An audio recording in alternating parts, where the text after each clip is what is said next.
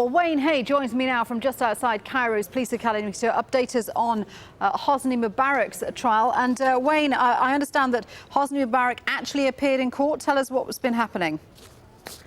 Well, he has appeared in court. He was transferred to the police academy from the military hospital facility where he has been placed under house arrest.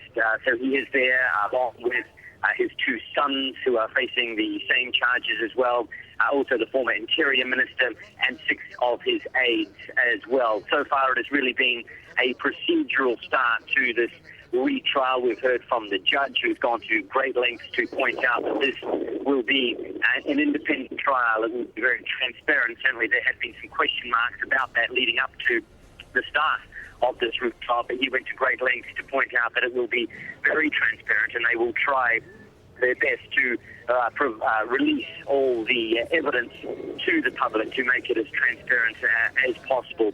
We've heard from the prosecution lawyers, but at the moment it is the turn of the defence lawyers, and they're going through the charges and also present their names of witnesses that they want to call. Now, the most interesting name to have popped up so far is that of the interim leader of Egypt, the head of the armed forces, Abdel Fattah al-Sisi.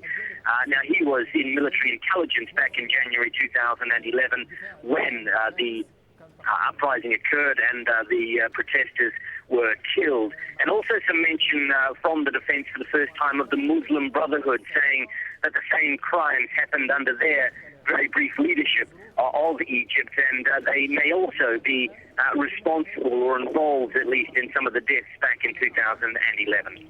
And Wayne, of course, Mubarak has been through all of this before. I mean, his sentence was overturned on appeal. Is there as much public interest in this trial the second time round? Well, it certainly seems to be very low-key so far, certainly outside of the police academy where the retrial is taking place. It is extremely low-key. A very small number of his supporters have turned up, numbering perhaps around 20 at the most, and then some representatives of family members who were killed during that uprising are also here. The security presence was tight earlier on. Even that is looking fairly relaxed at the moment, with apparently no sign that any large group of protesters or supporters of Hosni Mubarak are going to turn up.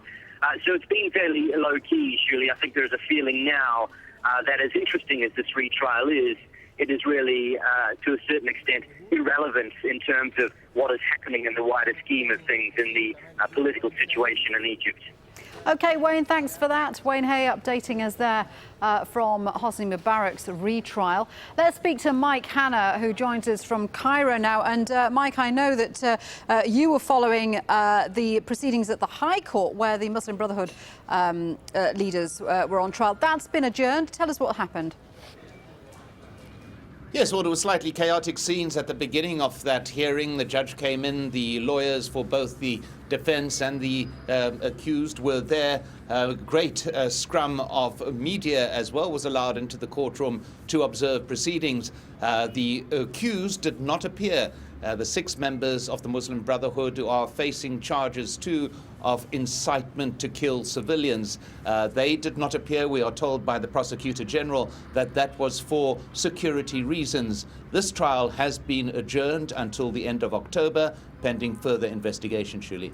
And as we've said, Mike, I mean, the arrest and putting on trial of the Muslim Brotherhood spiritual leader is unprecedented. And of course, it's happening against a time of huge tension in Egypt.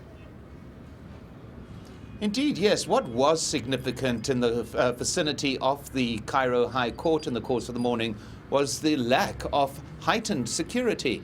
There were no demonstrations, no sign of any protests, no indication of any increased security presence.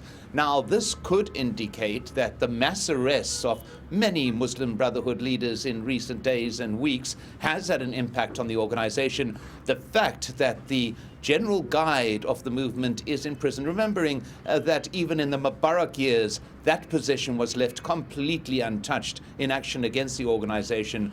The fact that there has not been a strong public reaction, if only manifest in demonstrations in the vicinity of the court, is perhaps indicative of how the leadership of the Muslim Brotherhood, its organizational abilities, has been impacted by this ongoing mass arrest and campaign against its membership. Mike, thanks very much indeed for that. Mike Hanna there in Cairo.